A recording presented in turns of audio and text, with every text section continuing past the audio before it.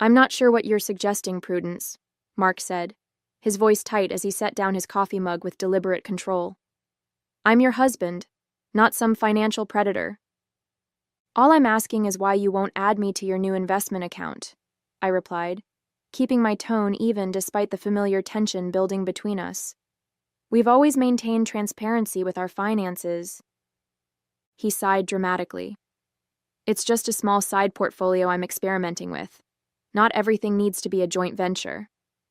His tone shifted, softening into something almost patronizing. You've never shown much interest in investment strategy before. Suddenly you're concerned about asset allocation. I held his gaze across our kitchen island, the morning sunlight streaming through the windows of our Seattle home, illuminating the growing distance between us. I'm concerned about the secretiveness, Mark. First the locked phone, then the private email account, now separate finances. These aren't the actions of someone with nothing to hide. His face hardened. After 15 years, I think I've earned a little privacy. If you can't trust me with something as basic as managing some investments without your supervision, maybe we have bigger problems. He stood abruptly, grabbing his jacket. I'm late for work.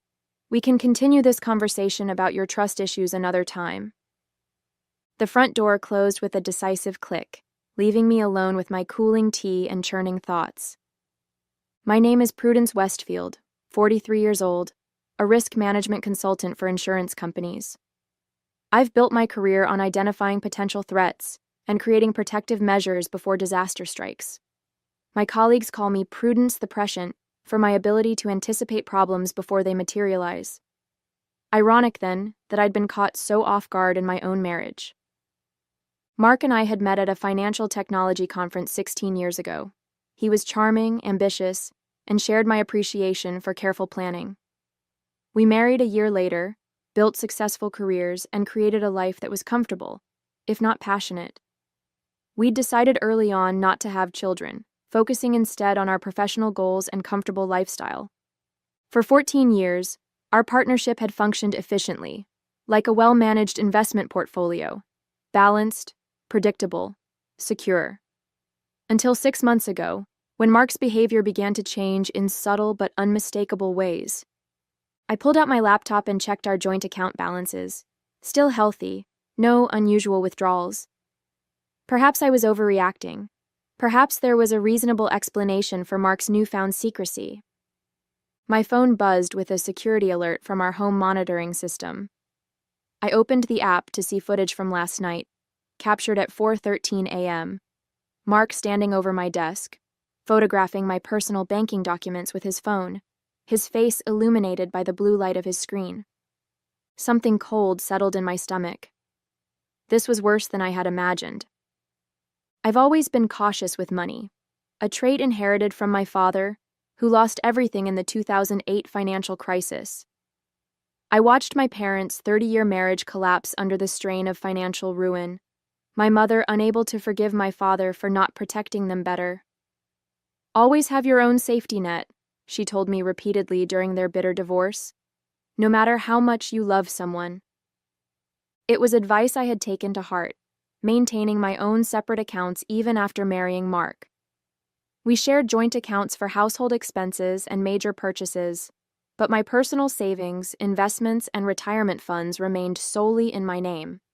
Mark had similar arrangements, a system that had worked well for us, balancing togetherness with individual financial autonomy. Mark's background couldn't have been more different from mine. Raised in affluence by parents who indulged his every whim, he'd grown accustomed to material comfort. Still, he'd worked hard to build his career as a financial technology consultant, and I'd always respected his work ethic. His occasional impulsive purchases, the vintage motorcycle, the unnecessary upgrades to his home office, seemed harmless enough. We could afford his indulgences, and everyone deserves some pleasures. About 6 months ago, subtle changes began to appear. Mark started working later, keeping his computer screen angled away from me.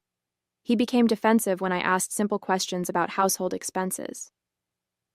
Then came the separate credit card I discovered accidentally while organizing tax documents, one I'd never seen before, with significant monthly payments from our joint account. It's for work expenses, he explained dismissively. The company reimburses me. Nothing for you to worry about. I trusted him, despite the faint alarm bells. After all, we'd built a life together based on mutual respect and honesty. Or so I believed. 3 months ago, the locked phone password appeared. 2 months ago, he started receiving mail at a P.O. box rather than our home address. 6 weeks ago, he began withdrawing unusual amounts of cash, $500 here, $700 there, just below the threshold that would trigger our joint account's large withdrawal alert. Investment opportunities, he explained vaguely when I inquired. Sometimes you need liquidity for the right moment. I nodded and pretended to accept his explanations, but privately I began paying closer attention.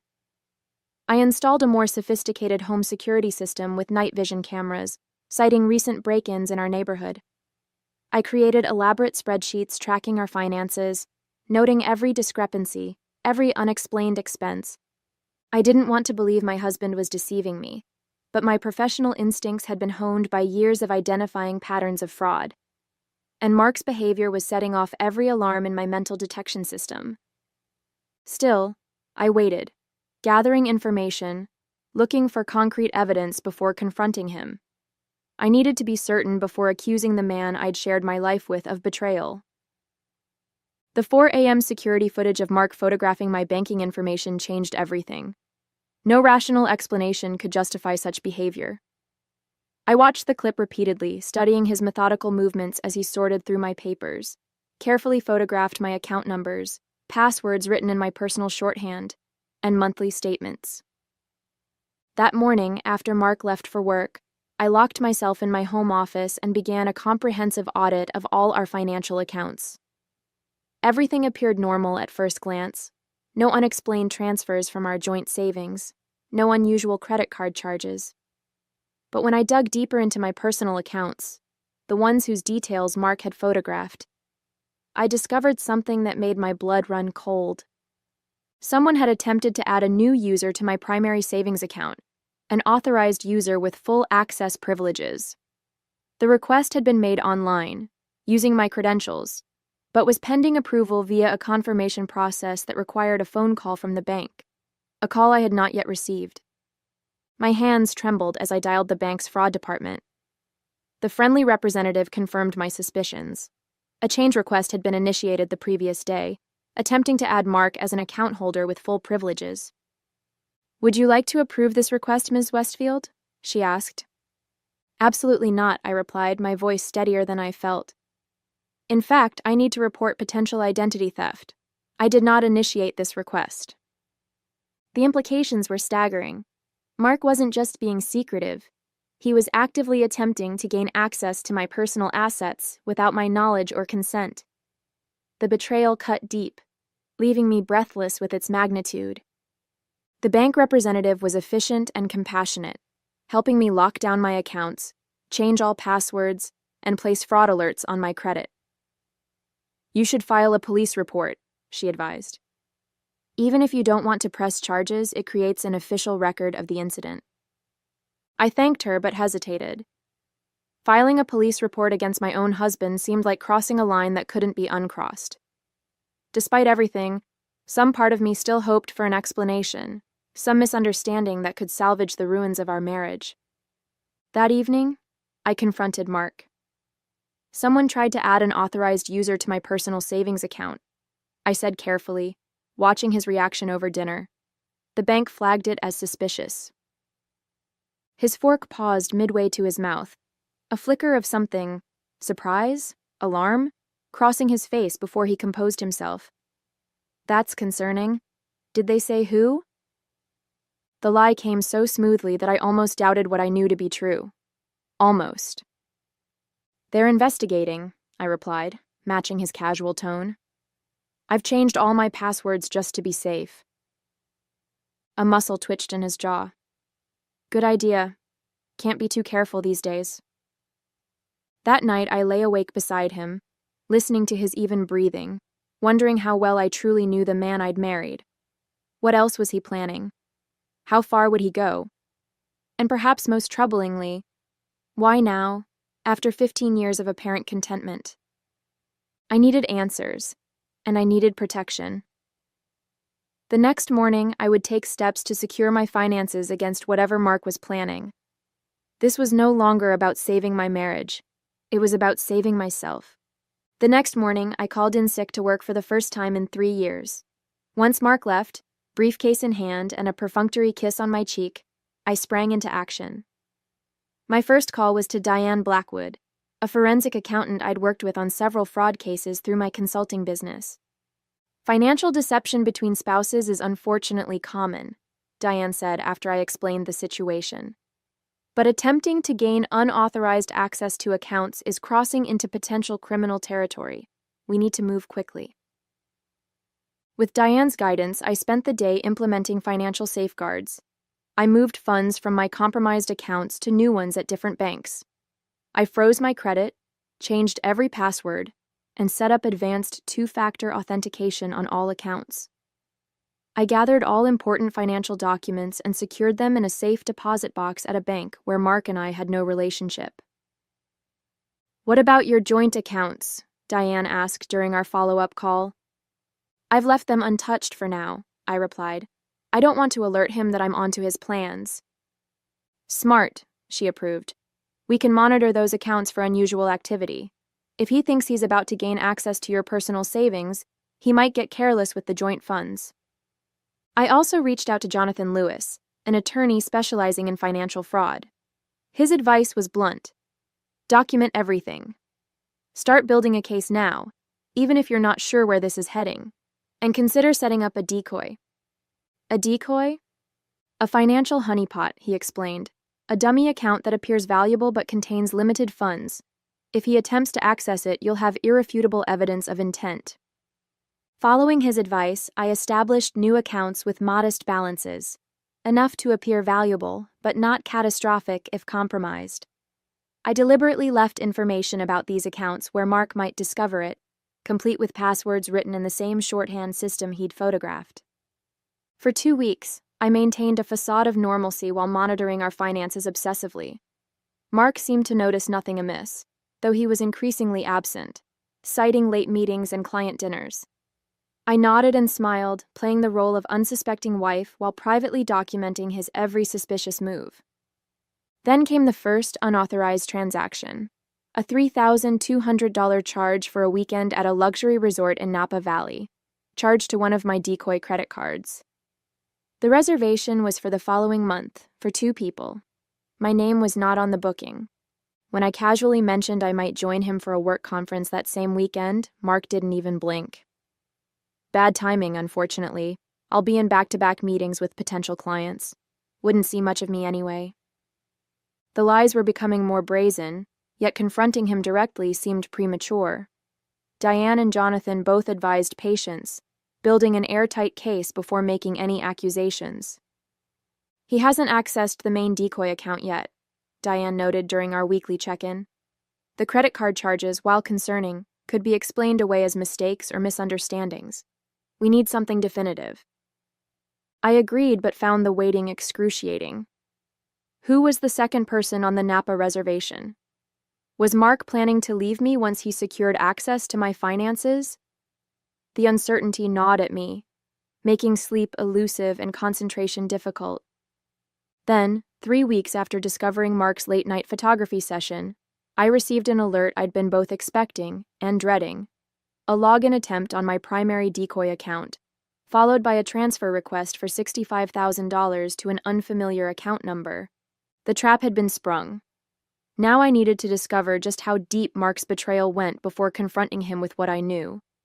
But I'd underestimated his boldness, and the speed with which he would act once he believed he had access to my funds.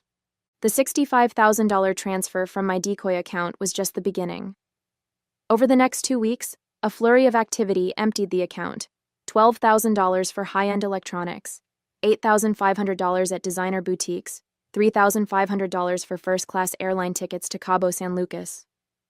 The spending was frenzied and reckless, as if Mark feared the access might be revoked at any moment. Throughout it all, he maintained an impeccable facade at home. We shared meals, watched movies together, even made plans for a weekend getaway to celebrate our upcoming anniversary. The disconnect between his actions and his demeanor was dizzying. "He's escalating faster than we anticipated," Diane observed as we reviewed the latest transactions. "This isn't just opportunistic spending, it's systematic liquidation." "The question is, why now?" Jonathan mused during our conference call. "After 15 years of marriage, what triggered this sudden financial attack?" That question haunted me. Mark's behavior had changed 6 months ago, but something specific must have prompted his decision to actually steal from me. I began investigating Mark with the same methodical thoroughness I applied to my professional cases.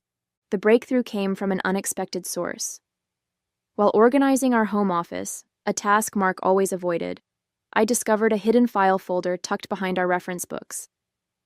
Inside was a stack of medical documents, diagnostic reports, treatment recommendations, and insurance claims, all dated approximately 6 months ago.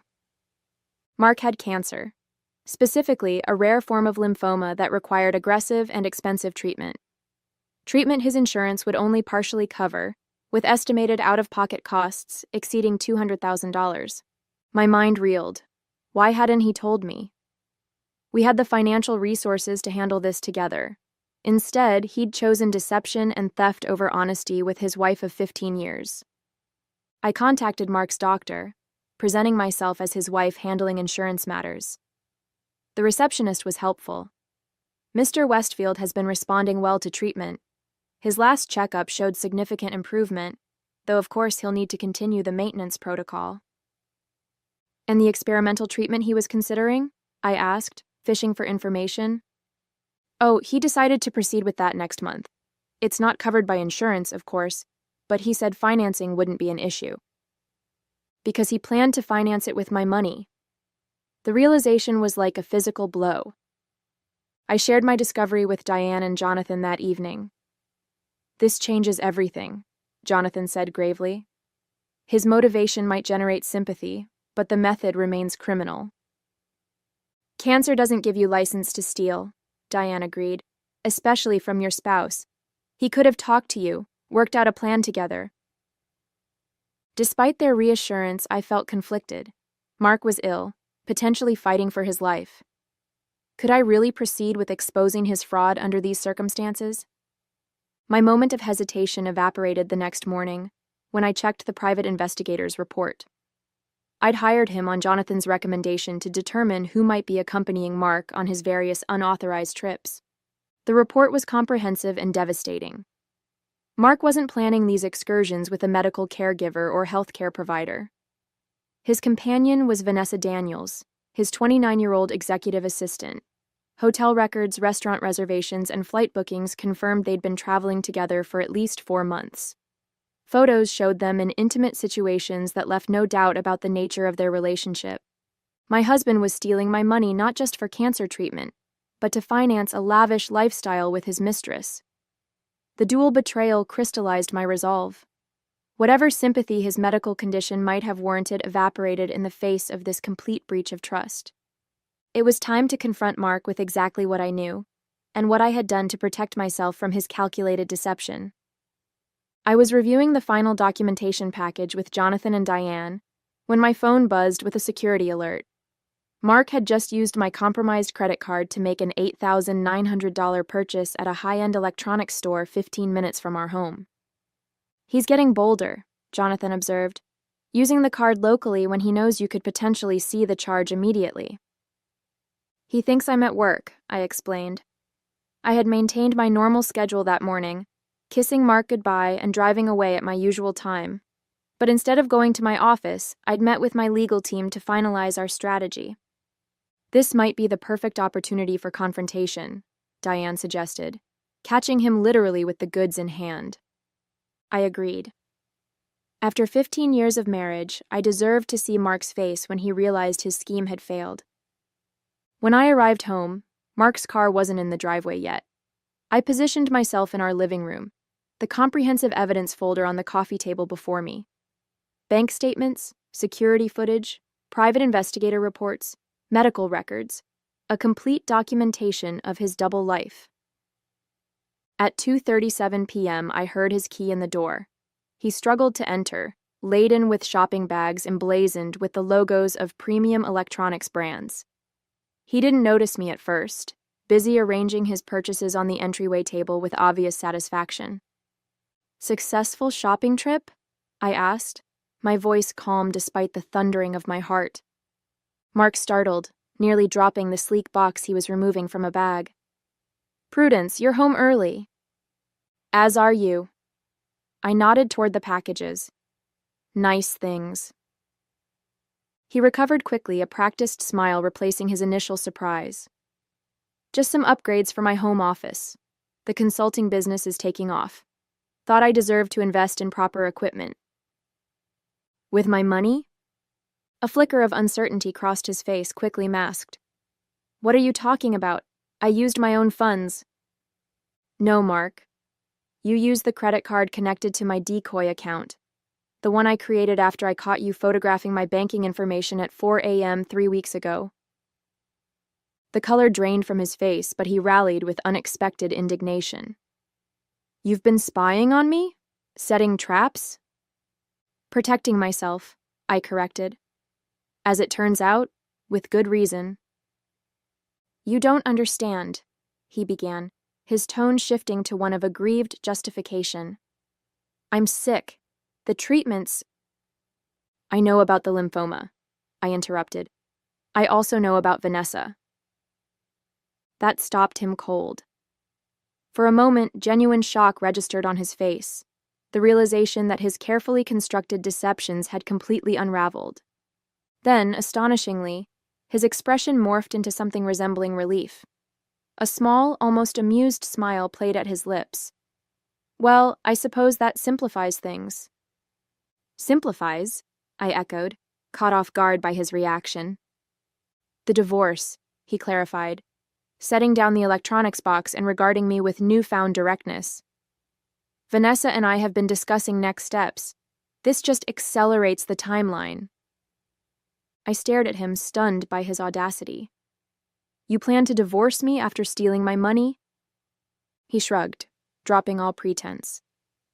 "Don't I deserve nice things, Prudence? After 15 years with your obsessive planning and risk management, do you have any idea how suffocating your caution has been?" For a moment, anger threatened to overwhelm my carefully maintained composure. Then I recalled Jonathan's advice. Let him talk. Every admission strengthens your case. So I simply watched as Mark continued his self-justifying monologue, explaining how he'd earned access to my savings through years of tolerating my controlling personality, how his illness and new relationship had shown him what really matters in life. All the while, he remained oblivious to the fact that the accounts he'd emptied contained only a fraction of my assets, and that every word he spoke was being recorded by the security system I'd upgraded months ago. When he finally ran out of excuses, I smiled calmly and reached for the folder on the coffee table. "You're right about one thing, Mark. This does simplify matters." "What's this?" Mark asked as I handed him the folder, wariness replacing his self-righteousness. "A comprehensive accounting of your fraud," I replied evenly. "Bank statements showing unauthorized transfers from accounts you gained access to through identity theft. Security footage of you stealing my financial information. Documentation of purchases you've made with stolen funds. And just for good measure, evidence of your affair with Vanessa, including those lovely photos from your Napa weekend that you charged to my compromised credit card." His face contorted with disbelief as he flipped through the meticulously organized evidence. "You've been tracking me all this time?" "I've been protecting myself, Mark. It's what I do professionally, remember? Identify risks and mitigate them before disaster strikes." I stood and walked to the built-in bookcase, sliding aside a decorative panel to reveal a wall safe he'd never known existed. "The accounts you accessed were decoys, containing less than 5% of my actual assets. My real accounts remain secure and untouched." "You set me up," he accused, his voice hollow. "No, Mark. I gave you enough rope to hang yourself, which you proceeded to do with remarkable enthusiasm." I removed a second folder from the safe. This contains the divorce papers my attorney has prepared, citing financial fraud and adultery. You'll note that I've been exceptionally generous given the circumstances. You keep your personal assets and retirement accounts. I keep mine. No alimony either direction. His eyes narrowed with sudden calculation. And if I refuse these terms? Then we move to Plan B. I gestured toward the original folder. All of that evidence goes to the police, the district attorney, and your employer. Financial fraud involving this amount of money carries significant penalties, including potential prison time. Your medical condition might generate some sympathy, but the affair undercuts any claim that this was solely about healthcare costs. Mark's shoulders slumped as the full implications sank in. You've thought of everything. That's my job, I replied simply. The job you've always resented me for being good at. 1 month later, I sat in Jonathan's office for our final meeting. The divorce had been processed with surprising efficiency, and Mark had vacated our home without further dramatics. He didn't really have options, Jonathan observed, closing my file. The evidence was irrefutable. What did surprise me was the medical treatment plan he proposed to the court, Diane added. The actual costs were significantly lower than what he claimed when justifying his theft. I nodded, having already reached the same conclusion. He exaggerated the expenses to rationalize taking more than he needed. The cancer is real, but he's been using it as an excuse to finance his new life with Vanessa. The revelation should have hurt, but instead I felt only a detached sort of pity. Mark had constructed an elaborate justification for his betrayal, but at its core, his motivation was painfully mundane. A middle-aged man seeking excitement with a younger woman, willing to compromise his integrity and destroy his marriage in pursuit of that fantasy. Have you decided what you'll do with the house? Jonathan asked. I'm selling it. Too many memories, and frankly, I'm ready for a fresh start. I smiled, feeling lighter than I had in months. I've accepted a position with a firm in Portland. A significant promotion, actually. What I didn't mention was that the firm had been pursuing me for years, offers I'd always declined because Mark was established in Seattle. Another sacrifice I'd made for a marriage that had been slowly unraveling without my awareness. As I left Jonathan's office for the last time, my phone buzzed with a news alert. The tech company where Mark worked had announced significant layoffs amid an internal financial scandal. Mark's name appeared prominently in the article as one of the executives under investigation. I felt a moment of vindication, quickly followed by something more profound. Indifference. Mark's future problems were no longer my concern. I had protected myself when it mattered most, and now I was free to build a new life, one founded on the self-reliance I'd always valued but had partially compromised in marriage. My mother had been right all along. Always have your own safety net. It was advice I would never again forget.